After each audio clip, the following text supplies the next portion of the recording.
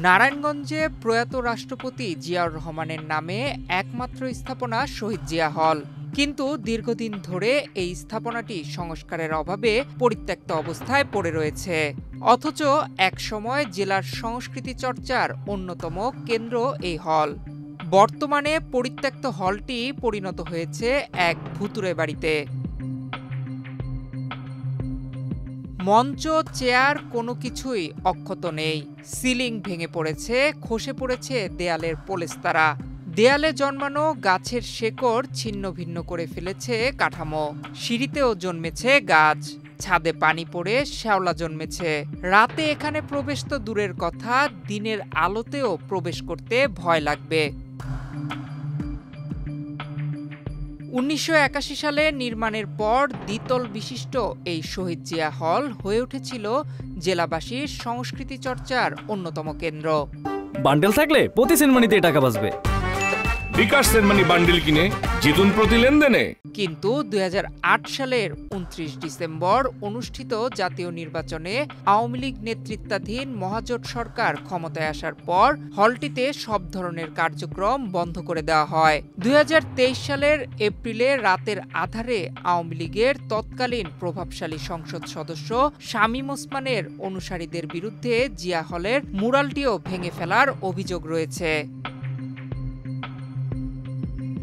জিয়া হল মুছে দেওয়ার জন্য আওয়ামী সরকার অনেক চেষ্টা করেছে, কিন্তু বন্দরবাসীর ভালোবাসায় সেটি সম্ভব হয়নি।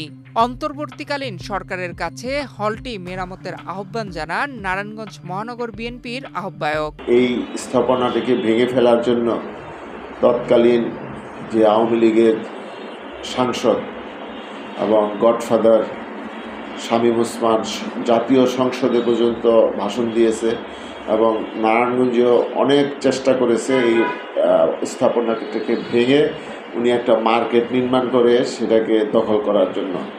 আমরা অনেক চেষ্টা করে আন্দোলন সংগ্রাম করে এই স্থাপনাটাকে অন্তত রক্ষা করতে সক্ষম হয়েছে। আমাদের এখন যে বিষয়টা সেটা হলো বর্তমান অন্তর্বর্তীকালীন সরকার যদি এটা মেরামত প্রতি আবেদন যে এটাকে প্রাথমিকভাবে মেরামত করে এটাকে ব্যবহার উপযোগী করা হোক, এটা আমাদের প্রত্যাশা এবং তাদের প্রতি চাওয়া। সংস্কারের পর সংস্কৃতিমনা নারায়ণগঞ্জবাসীর জন্য জিয়া হল হতে পারে নতুন একটি বিনোদন কেন্দ্র। আধুনিকতার ছোঁয়ায় একটি সুস্থ বিনোদনের চর্চা কেন্দ্র হবে জিয়া হল, এমনটাই আশা নারায়ণগঞ্জ মহানগর বিএনপির সদস্য সচিবের। আমি নারায়ণগঞ্জ জেলা প্রশাসক এবং কেউ আহ্বান করবো যে অতি শীঘ্রই নারায়ণগঞ্জ জিয়া হলের যে জিয়া হলের যে কমিটি আছে কমিটি গঠন করে অতি শীঘ্রই জিয়া হলটাকে মানে নতুন করে এই জিয়া হলের ভবন নির্মাণ করো, জিয়া হল নির্মাণ করো। সেখানে আমাদের নারায়ণগঞ্জবাসী পর্যাপ্ত পরিমাণ কোনো ধরনের অডিটোরিয়াম নাই, সে অডিটোরিয়াম আধুনিক অডিটোরিয়াম সহ সেখানে মানুষের